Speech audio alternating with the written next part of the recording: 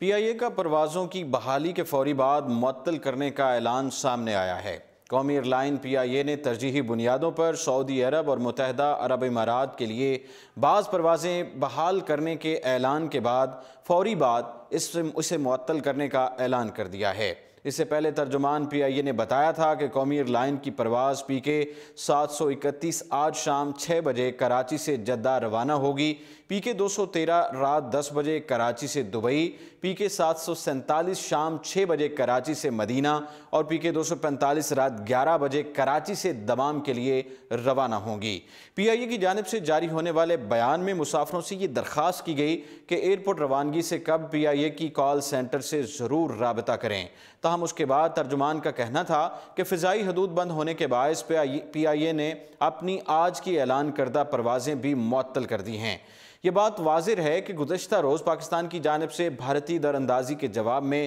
2 بھارتی لڑاکا طیاروں کو مار گرائے جانے کے بعد سے دونوں ممالک کے درمیان صورتحال انتہائی کشیدہ ہو گئی تھی۔ بھارتی لڑاکا طیاروں نے 2 روز قبل 1971 کی جنگ کے بعد پہلی مرتبہ پاکستانی حدود کی خلاف ورزی کی تھی۔ اس کے 1 روز بعد ہی پاکستان نے جوابی کارروائی کرتے ہوئے بھارت کے 2 جنگی طیاروں کو دوبارہ در اندازی کرنے پر تباہ کر دیا تھا،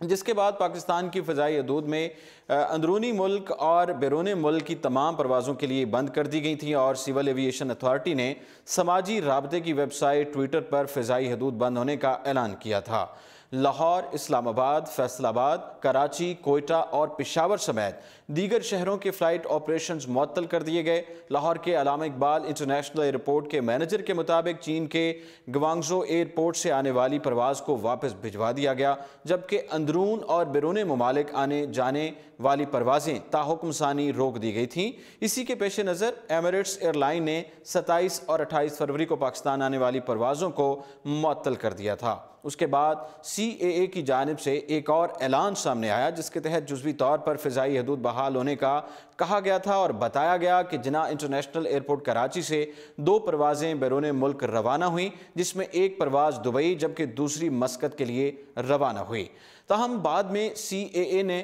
فضائی حدود کی جزوی بحالی کا بیان واپس لیتے ہوئے معذرت کی اور کہا کہ پاکستان کی فضائی حدود ہر قسم کی پرواز کے لیے تاحکم ثانی مکمل طور پر بند ہے۔